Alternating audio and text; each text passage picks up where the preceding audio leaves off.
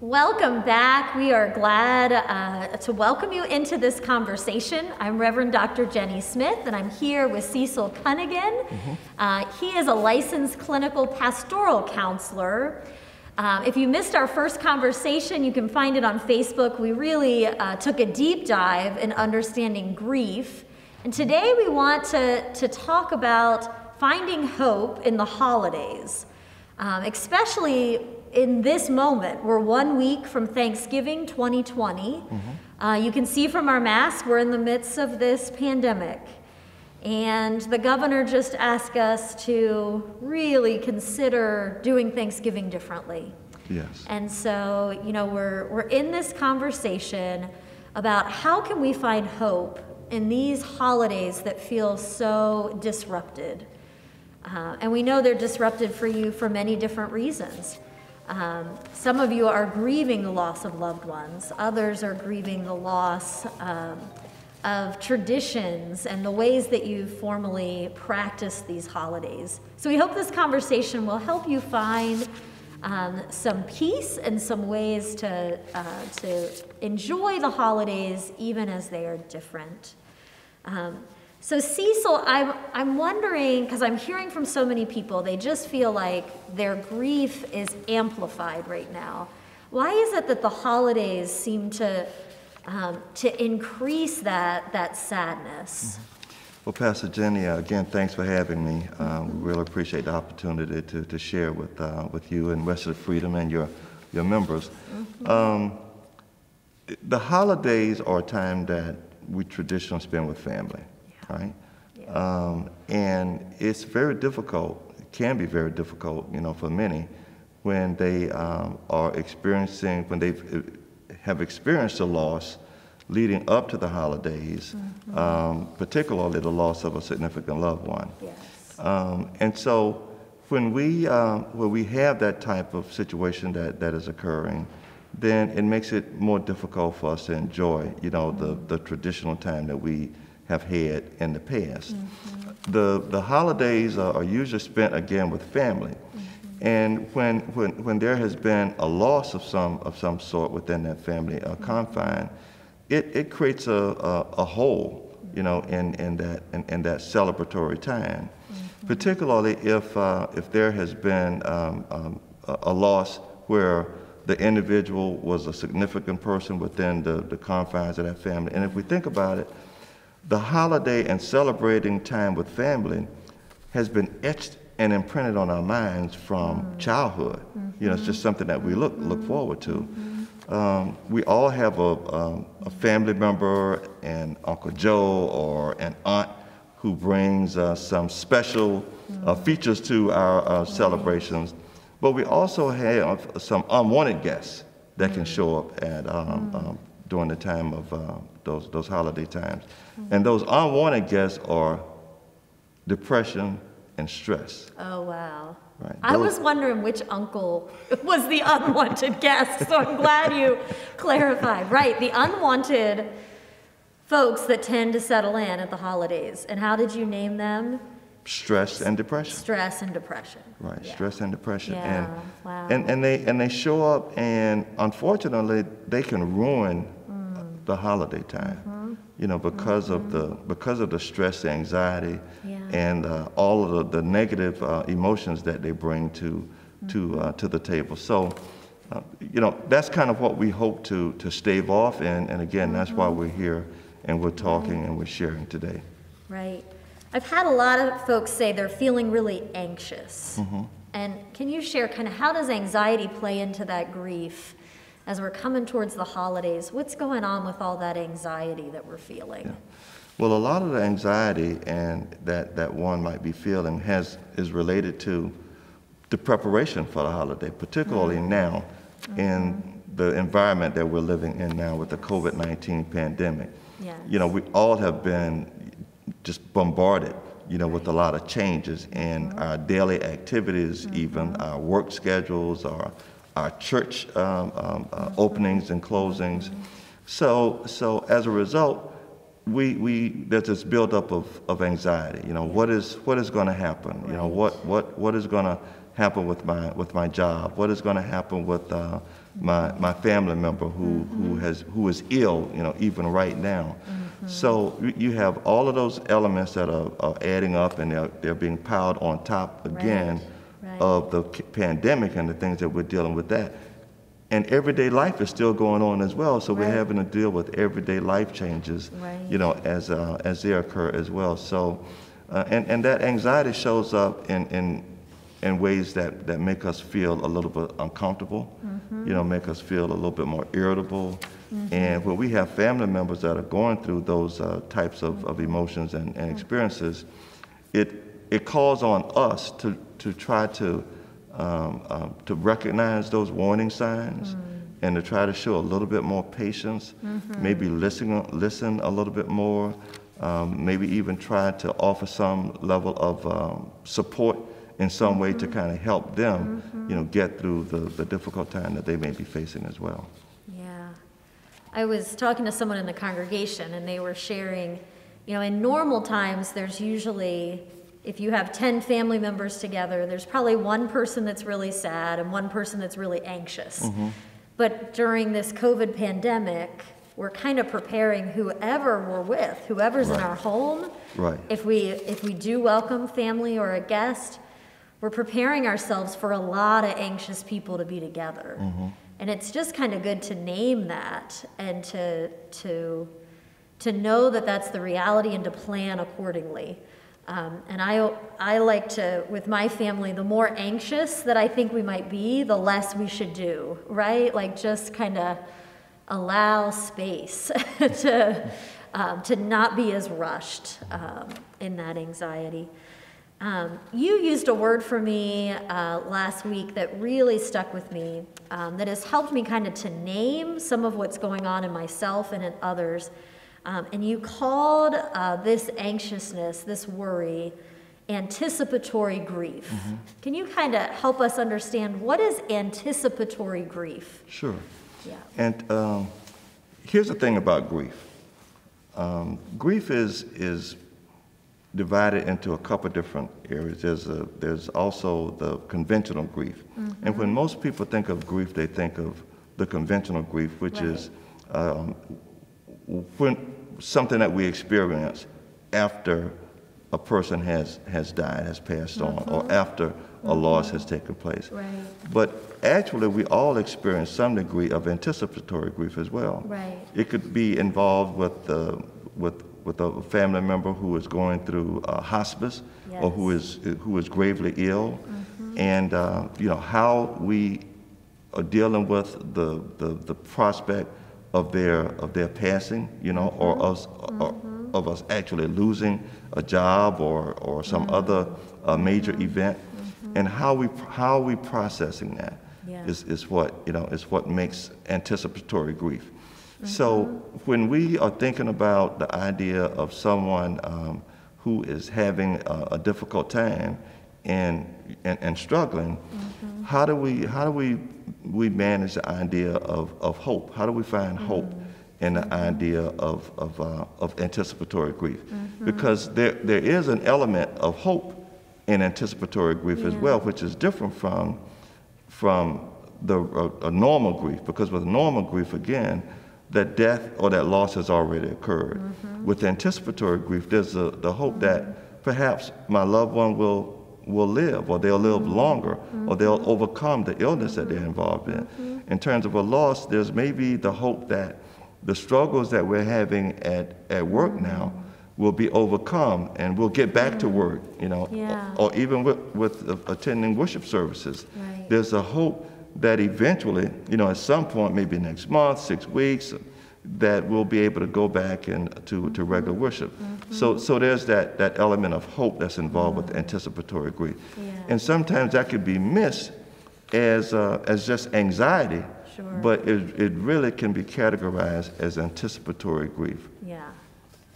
When we think about the holidays, I am witnessing and feeling some of myself, some of that anticipatory grief. So grieving something that hasn't even happened yet, and saying, we're kind of grieving Thanksgiving, even though it's a week from now, Sure. because we're kind of anxious about what is that day going to be like? Am I going to be able to get through that day? Am I going to be Yes. able to cope with the changes? Maybe even anticipatory grief for Christmas, even as it's 6 weeks away, saying, well, will I be able to travel? Or, as you've identified, if someone has passed away, how is my family going to get through that holiday when, as you said, you're missing the person and the role that they had, the role that they were the present giver, or they were the turkey baker, So I think it's helpful to name that anticipatory grief, both for those big losses that you're starting to feel angst and you're actually in the grief even before the person has passed. True. But also as we're coming into the holidays, to just acknowledge it's okay to be grieving in anticipation, because we know that there will be losses, that things will be a bit different. Yes. But I love how you said to try to let there be space for hope. If we realize, gosh, I'm starting to grieve something that hasn't even happened yet, how can I make space for hope, for what might be, right? For how God is going to meet us here and transform this space. So I love that, letting room for hope, even as we're anticipating losses, which can be heavy and hard. Well, we're told to be people of hope. Yeah. And that's how we're taught. And I'm just always mindful of one of my favorite scriptures in Romans 5:5 says, and hope does not disappoint. Yes. Yes. Because God's love has been poured into our hearts by the gift of the Holy Spirit. Yeah. And so when we can allow ourselves to sit with that, Right. and even in the midst of just thinking about the upcoming, perhaps, death of a loved one, or the upcoming loss of fellowship, in worship services, or the Right. loss of income. If we can kind of sit with that, allow ourselves to sit with that, name it, as you said, and remember that there's hope. At the end of that road, there still is hope that we'll be able to manage through whatever that crisis is. Yes. Yes.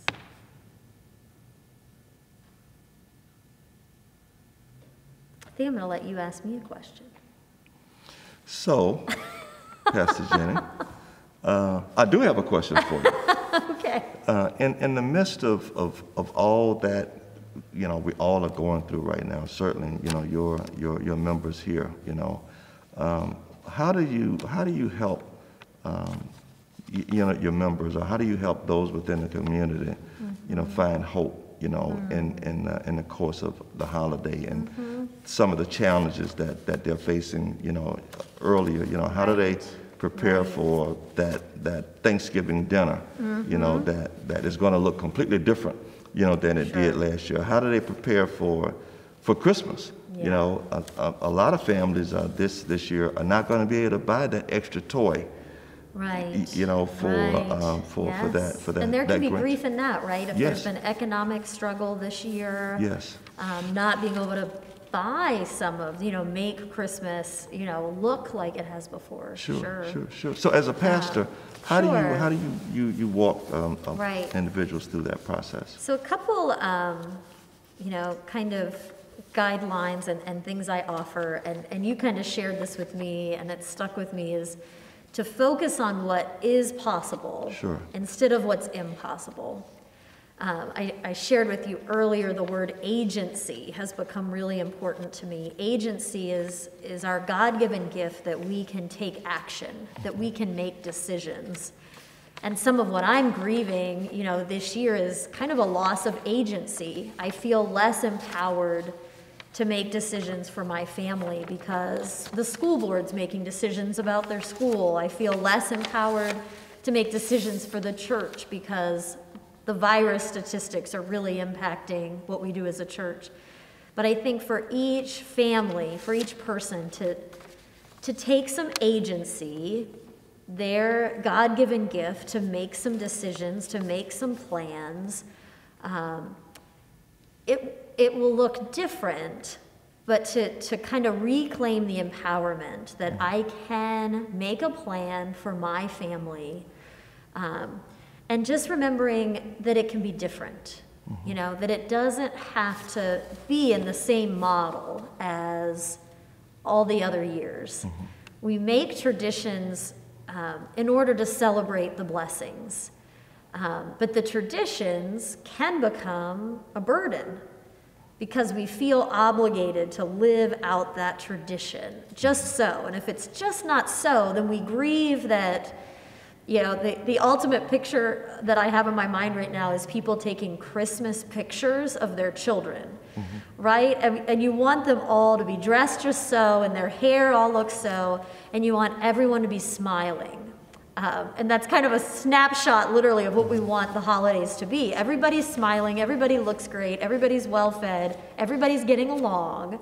But as you know, Cecil, I have 5 sons, and there are many different ages. So every Christmas picture I have, somebody is wearing their brother's sweatshirt because they spilled a punch on theirs. If you think of that picture, there's a secret every time, and somebody's not actually happy, right? Because I tell my congregations all the time, you can't force happy, So when you're happy, be happy. When you're sad, be sad. And so I think giving ourselves kind of permission to plan something different, to have, we can call them new traditions, but it can also just say, hey, it's a 2020 Christmas. It's a 2020 Thanksgiving. So it can be really different and still be good. It's kind of lowering the pressure on our families of feeling like I have to find out how to make it like Grandma made it. It's 2020. It can be different, kind of giving people permission to do something new. I also kind of mentioned making a plan. We talked about anxiety. Yes. Anxiety of you just don't know what's going to happen. You're waiting for the next shoe to drop. Making a plan can help lower that anxiety. I talked to some people in my Bible study, and the one lady said she's feeling a lot better about Thanksgiving because her family made a plan. She got a Zoom call together with her kids, and they worked it out. She's making the turkey. She's making the stuffing in the turkey and the mashed potatoes, and her kids are going to come pick up their serving. And then one kid is going to bring everybody a pie, and then one kid is bringing everybody the vegetables, and they're going to meet outside for a prayer, social distanced outside for a prayer, and they're going to share the food, and then everybody's going to go home to eat it.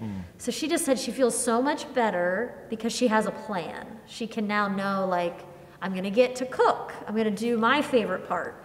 And my daughter that loves to bake is going to get to do her favorite part. And then we're gonna pray and trade, outside. Sure. That'll look different for every family. Yes. Based on if you have high risk people, what kind of spaces you have available. But I encourage families to make a plan for Thanksgiving, for Christmas, and to find some agency, some empowerment in. Well, we made our plan, and we feel good about it. Another thing is to take pressure off of the day, right? December 24th is not the only day of the year that we can worship Jesus. So just remembering to take some pressure off of the day. My family, for Thanksgiving, usually we kind of race and try to do multiple houses in the same day. And that just doesn't feel safe this year. So we're kind of saying Thanksgiving can be a season. So last weekend I met with some of my family in a barn, with all the doors open, and we had a lovely, kind of harvest party.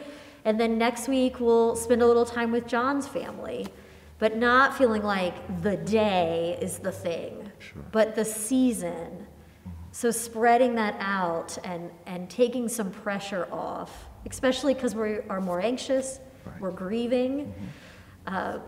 Sometimes holidays are a pressure cooker, and this year more so, because if everybody is a little more anxious and then we put that together, it puts so much pressure and it might blow up. So, nobody wants to see that. So letting it spread out and realizing there's a little more anxiety, so, giving people more space and time.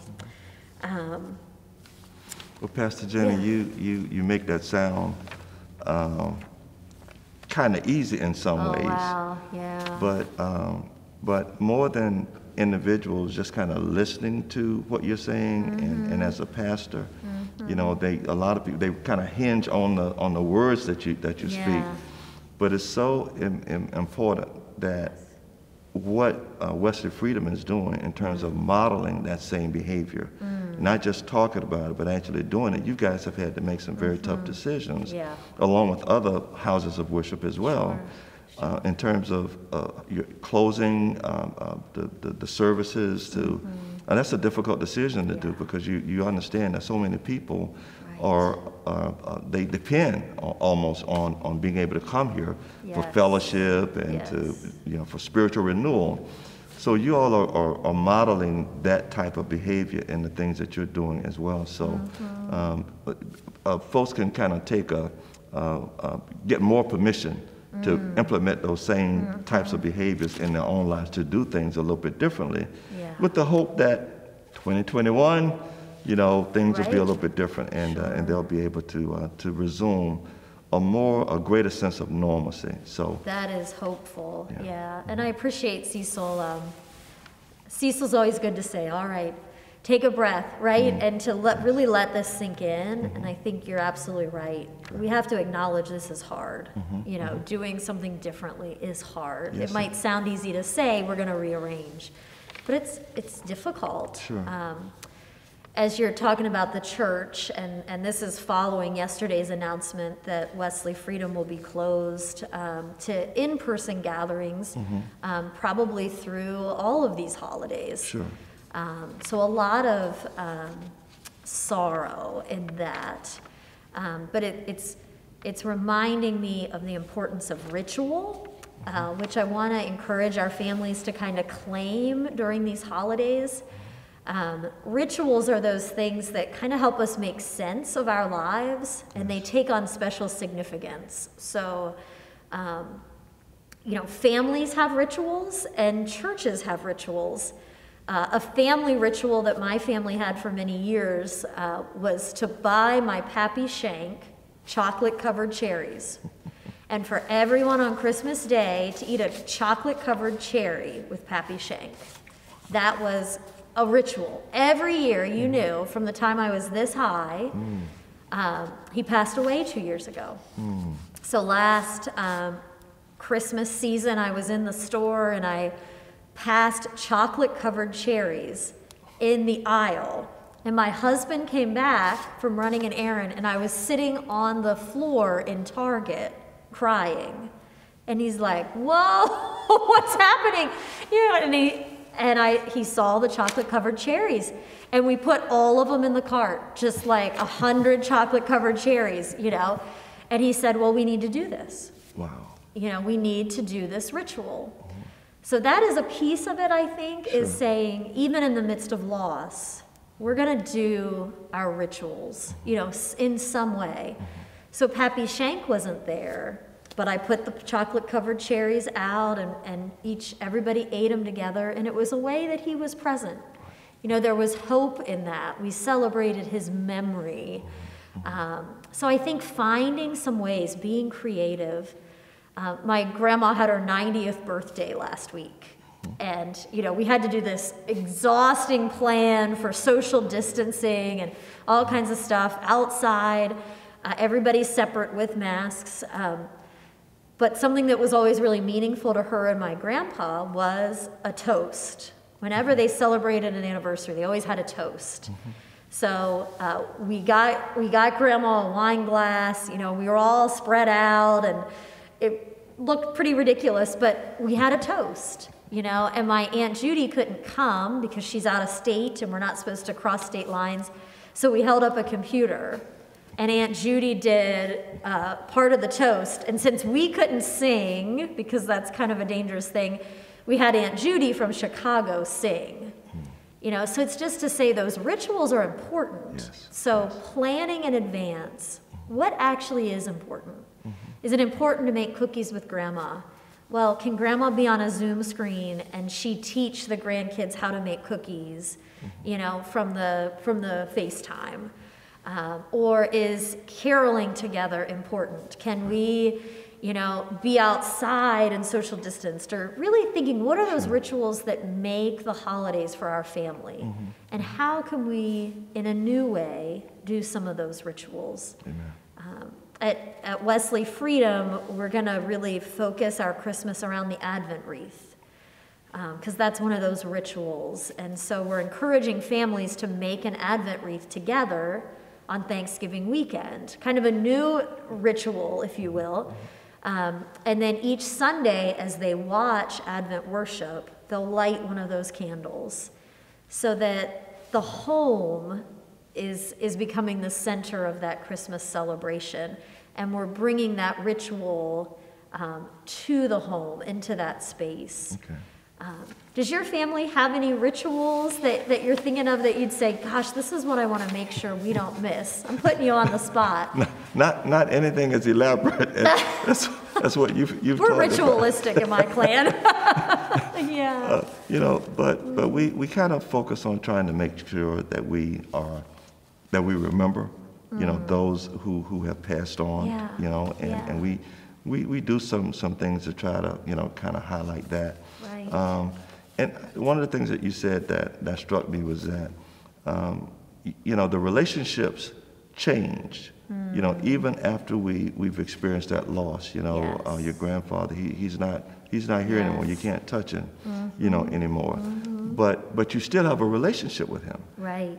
And the relationship is through the pleasant memories Yes. and the experiences that you've had with him. So focusing on, again, the things that you can deal with, the Yes. things that you do have some permission to deal with, and not focus on the things that you can't change. I think are part of what helps to make whatever rituals you celebrate, to be such that they can bring joy, during that time of during the holidays. So.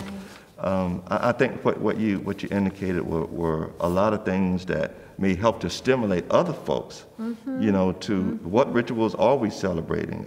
What things can we do in this new environment? Yes. One of the things that has happened with this pandemic is that it has really forced us to be able to utilize a lot of the media and technology that has been here and available for us. And so it's been a learning experience for all of Absolutely. us. So thank you for sharing that with us. Yeah. So we'll share our final encouragement with you. Just we hope you'll be people of hope. Yes. Right? To focus, as we've said several times, on what can be possible this year. Yes. We've also shared, instead of kind of pretending that it's normal or pretending that there isn't someone missing at the table, Yes. to go ahead and talk openly with your family about what can be, and about how loved ones who are no longer at the table can still be remembered. Yes. And that relationship with them can be fostered through the sharing of those memories or through rituals. Any closing words you have, Cecil? Gratitude. Gratitude, yes. Let's just try to make this a season of gratitude, in spite of all of the challenges that we're facing. And again, we're encouraged to do just that. Yes. 1 Thessalonians 5:18 says, "In all things, give thanks. Give thanks. For in this is the all will of things." God concerning you in Christ Jesus." Amen. God bless you. We pray you will have a grateful and hope-filled holiday season.